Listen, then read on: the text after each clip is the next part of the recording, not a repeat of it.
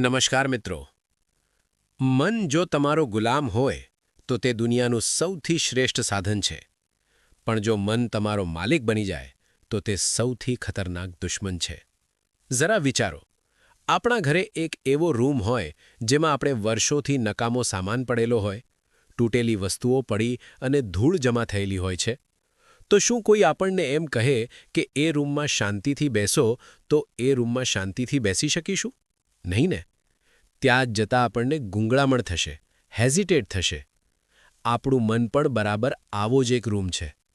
આપણે રોજબરોજની ચિંતાઓ, બીજાએ કહેલા કડવા શબ્દો, જૂના પસ્તાવા અને આવતીકાલનો ડર, આ બધો જ કચરો મનના ખૂણે ખૂણે ભરી રાખીએ છીએ અને પછી આપણે નવાઈ પામીએ છીએ કે આપણને રાત્રે ઊંઘ કેમ નથી આવતી, આપણને નાની નાની વાતમાં ગુસ્સો કેમ આવે છે।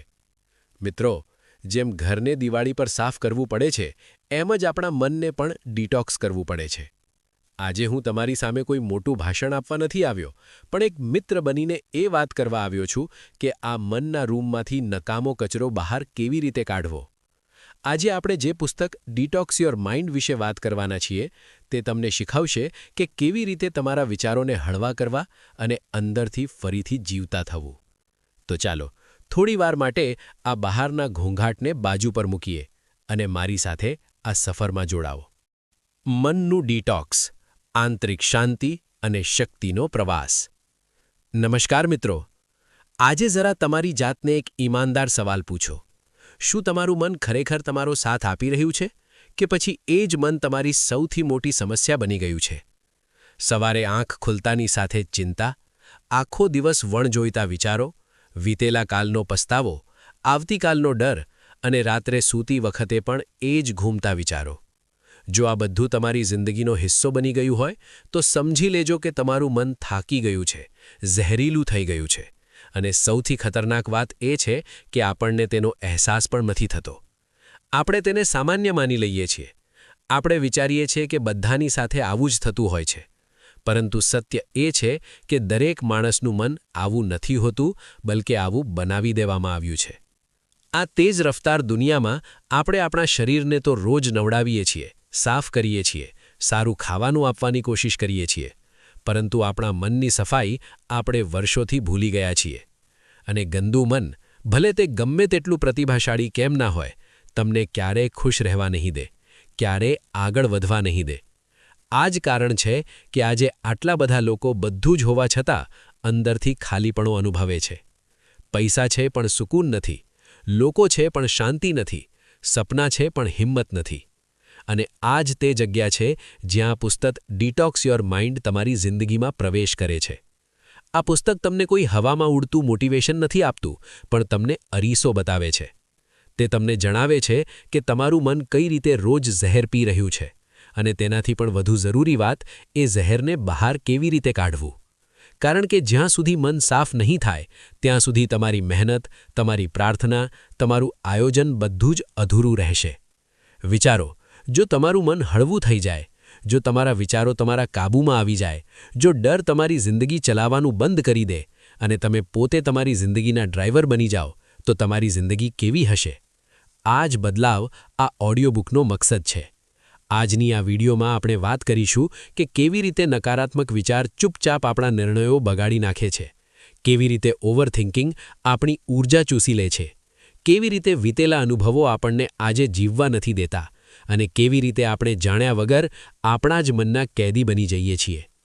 પરંતુ સાથે જ આપણે એ પણ શીખીશું કે મનને ડિટોક્સ કેવી રીતે કરવું, વિચારને હળવો કેવી રીતે બનાવવો અને અંદરથી મજબૂત કેવી રીતે બનવું।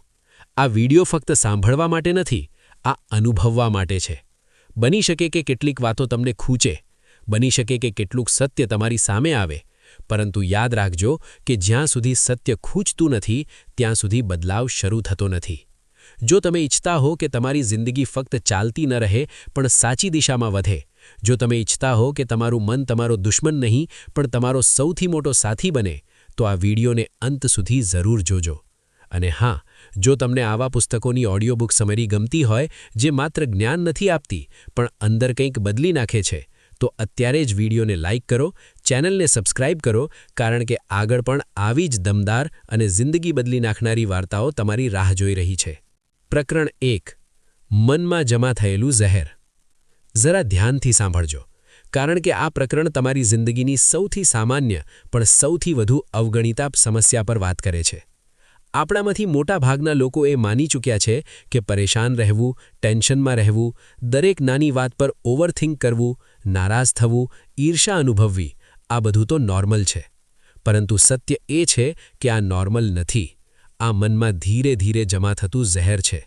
ફર્ક બસ એટલો છે કે આ ઝેર દેખાતું નથી, તેની કોઈ ગંધ નથી હોતી, પરંતુ તે અંદરને અંદર તમારી વિચારવાની શક્તિ, તમારી ઊર્જા અને તમારા નિર્ણયોને મારી નાખે છે.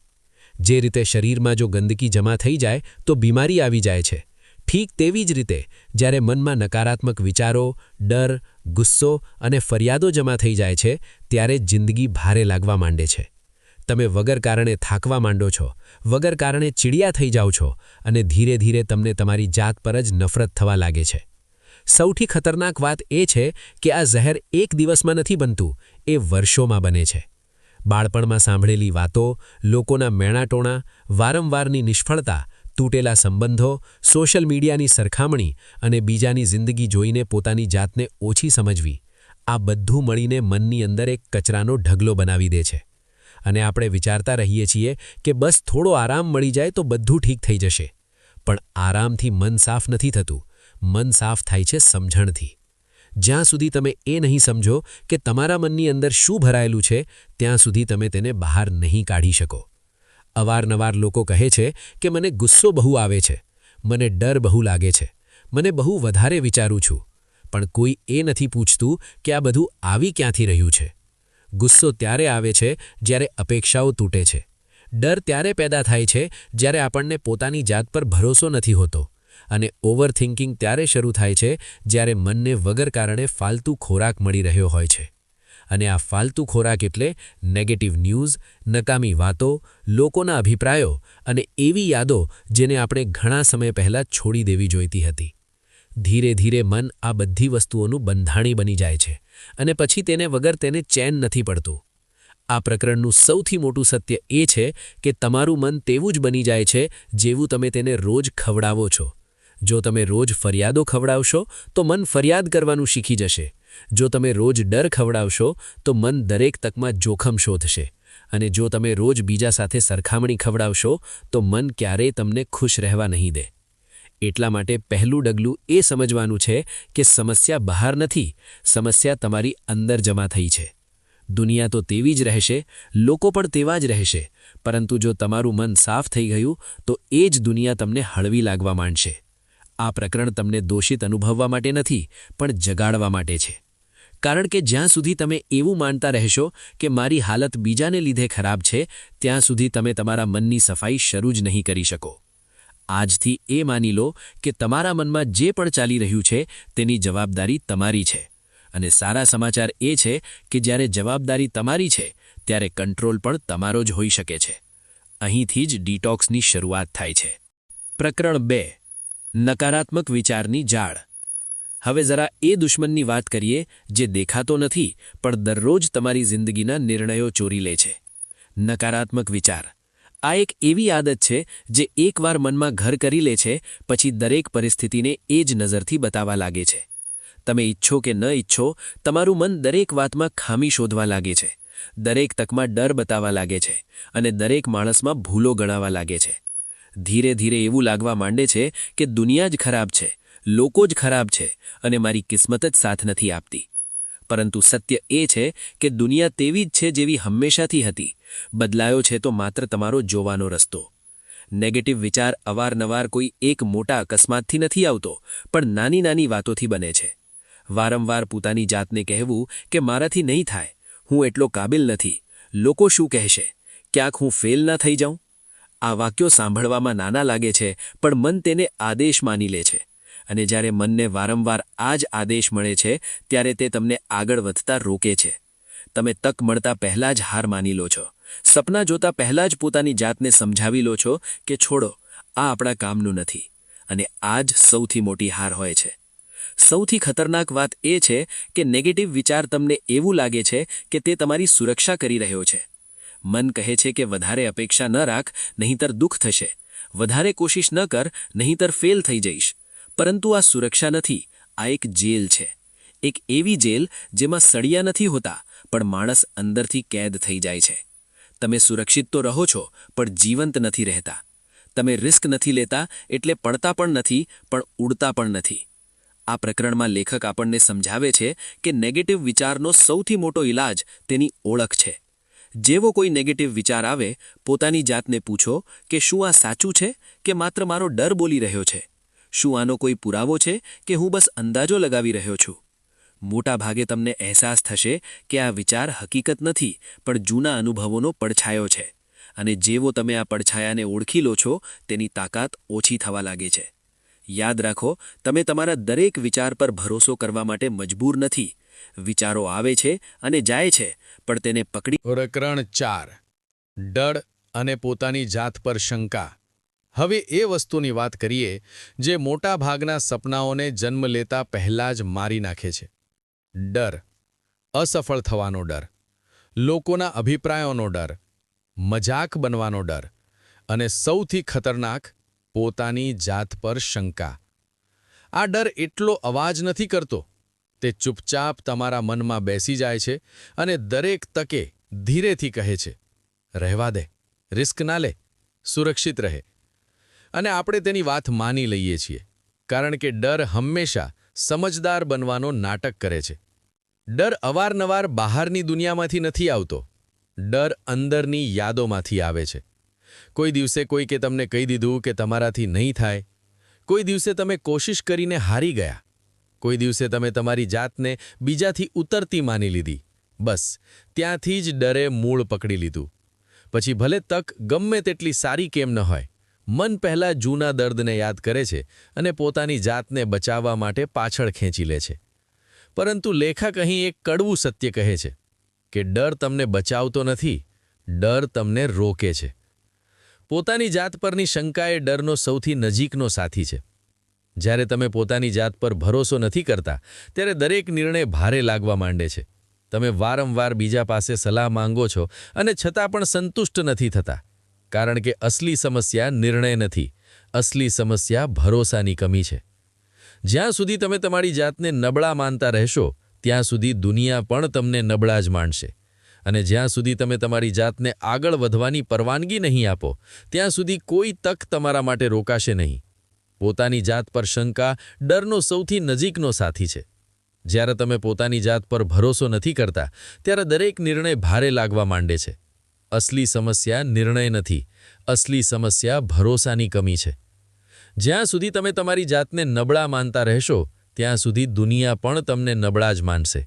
અને જ્યાં સુધી તમે તમારી જાતને આગળ વધવાની પરવાનગી નહીં આપો, ત્યાં સુધી કોઈ તક તમારા માટે રોકાશે નહીં. પ્રકરણ 5. વીતેલો કાલ અને ભવિષ્યની ચિંતા. હવે એ બોજની વાત કરીએ જે મોટાભાગના લોકો જાણ્યા વગર રોજ પોતાના મનમાં ઢોતા રહે છે. વીતેલો કાલ અને આવનારા કાલની ચિંતા.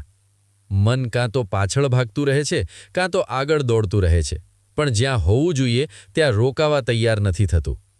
વીતેલી પળોની ભૂલો, અધૂરા નિર્ણયો, તૂટેલા સંબંધો અને એ વાતો કે કાશ મેં આવું કર્યું હોત, કાશ મેં તેવું કર્યું હોત.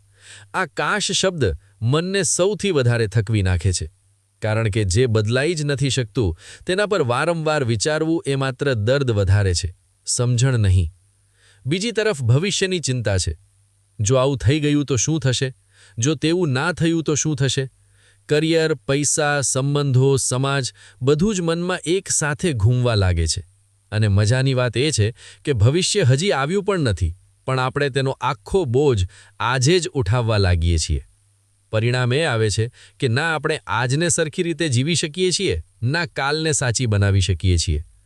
આ પ્રકરણમાં લેખક એક બહુ ઊંડી વાત કહે છે કે મનને સૌથી વધારે સુકૂન ત્યારે મળે છે જ્યારે તેને ખાતરી હોય કે અત્યારની પળ સુરક્ષિત છે. મોટાભાગની ચિંતા એ ડરથી આવે છે કે હું કંટ્રોલમાં નથી. પરંતુ સત્ય એ છે કે વીતેલો કાલ તમારા કંટ્રોલમાં ક્યારેય નથી હતો અને આવનારો કાલ પણ પૂરેપૂરો તમારા કંટ્રોલમાં નહીં હોય.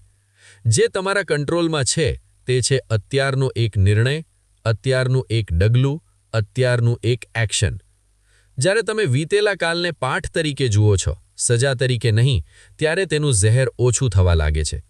અને જ્યારે તમે ભવિષ્યને તૈયારી તરીકે જુઓ છો, ડર તરીકે નહીં, ત્યારે તેની ચિંતા પણ હળવી થઈ જાય છે.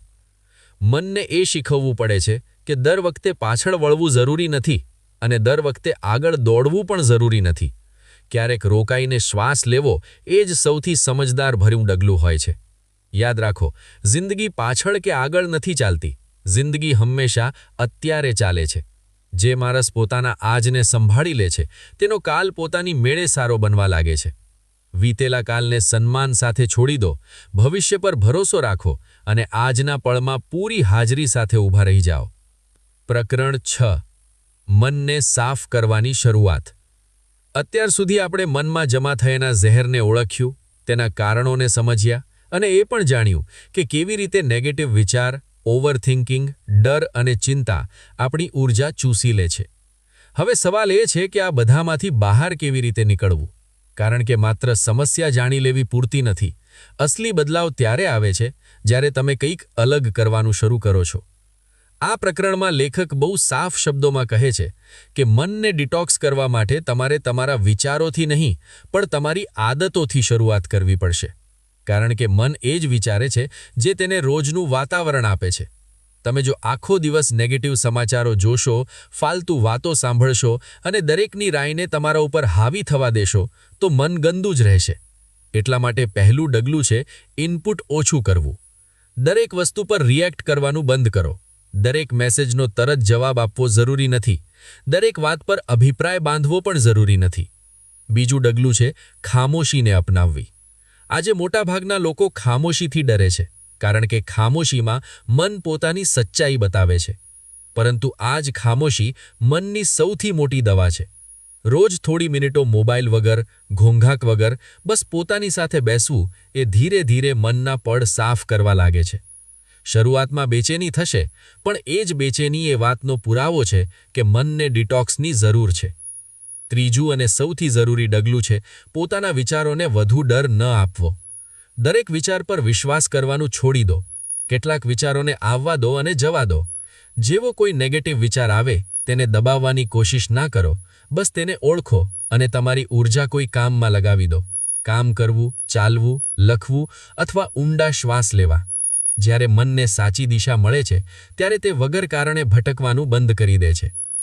આ પ્રકરણનો સૌથી મોટો સંદેશ એ છે કે મન એક દિવસમાં સાફ નથી થતું, પણ દરેક દિવસે થોડું થોડું સાફ જરૂર થઈ શકે છે.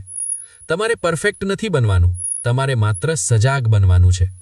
જેવી તમે તમારા મનની સફાઈની જવાબદારી લો છો તેવી જ અંદરથી હળવાશ અનુભવવા લાગે છે. અહીંથી જ એક નવા વિચાર, એક નવી ઊર્જા અને એક નવી જિંદગીની શરૂઆત થાય છે. પ્રકરણ 7.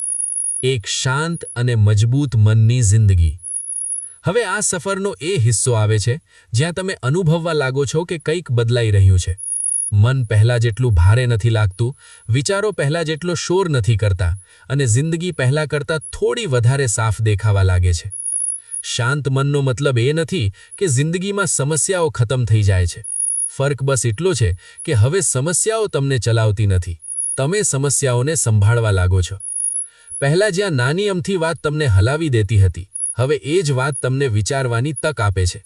રિએક્શનની જગ્યાએ રિસ્પોન્સ આવી જાય છે અને આ જ ફરક એક નબળા અને મજબૂત મનમાં હોય છે. મજબૂત મન એ નથી જે ક્યારે તૂટતું નથી. મજબૂત મન એ છે જે તૂટીને પણ પોતાની જાતને સંભાળી લે છે. જ્યારે તમારું મન સાફ હોય છે ત્યારે તમે તમારી વેલ્યુ બહારની દુનિયાથી નહીં પણ અંદરની સમજણથી નક્કી કરો છો.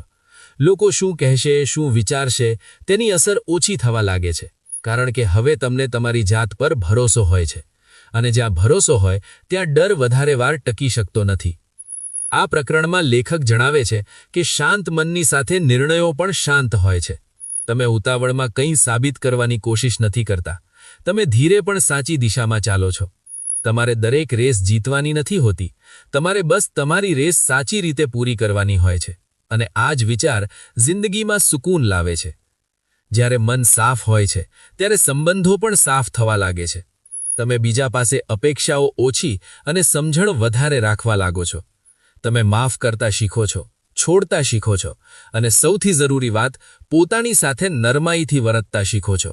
કારણ કે તમે સમજી જાઓ છો કે દરેક દિવસે પરફેક્ટ હોવું જરૂરી નથી, દરેક દિવસે સાચું હોવું જરૂરી છે. આ પ્રકરણ તમને એ અહેસાસ કરાવે છે કે મનનું ડિટોક્સ એ માત્ર વિચાર બદલવાનું નથી, પણ આખી જિંદગીને નવા નજરિયેથી જોવાનું નામ છે. જ્યારે અંદર શાંતિ હોય છે, ત્યારે બહારની દુનિયા ભલે ગમે તેવી હોય, તમે તમારી અંદર એક સુરક્ષિત જગ્યા બનાવી લો છો અને આ જ અસલી જીત છે. પ્રકરણ 8. નવી શરૂઆત અને રોજનું માનસિક ડિટોક્સ. હવે આ પુસ્તકનો સૌથી જરૂરી અને સૌથી પ્રેક્ટિકલ હિસ્સો આવે છે. કારણ કે સમજણ આવી જવી એક વાત છે, પણ એ સમજણને રોજની જિંદગીમાં ઉતારી શકવી એ જ અસલી બદલાવ છે. લેખક સાફ કહે છે કે મનનું ડિટોક્સ કોઈ એકવારની ઘટના નથી, આ એક રોજની આદત છે. જેમ શરીરને રોજ ખાવાનું જોઈએ, તેમ મનને પણ રોજ સાફ થવાની તક જોઈએ. મોટાભાગના લોકો એવું વિચારે છે કે એક દિવસ બધું ઠીક થઈ જશે, એક દિવસ મન પૂરેપૂરું શાંત થઈ જશે. પરંતુ સત્ય એ છે કે મનને રોજ સંભાળવું પડે છે. કેટલાક દિવસો સારા હશે, કેટલાક દિવસો ભારે હશે, પરંતુ ફર્ક એ હશે કે હવે તમે ભારે દિવસોથી ડરશો નહીં. હવે તમને ખબર હશે કે આ બોજને હળવો કેવી રીતે કરવો. દર સવારે પોતાની જાતને એક નાનો સવાલ પૂછવો કે આજે હું મારા મનને કઈ વસ્તુથી દૂર રાખીશ. વગર કામની સરખામણી, ફાલતુ ફરિયાદ કે જૂના જખમ. લેખક રોજના માનસિક ડિટોક્સ માટે એક સરળ રીત બતાવે છે. દિવસની શરૂઆતમાં થોડી મિનિટો પોતાના માટે રાખવી, મોબાઈલ વગર, ઘોંઘાટ વગર, બસ શ્વાસ પર ધ્યાન આપવું અને મનને યાદ અપાવવું કે આજનો દિવસ નવો છે.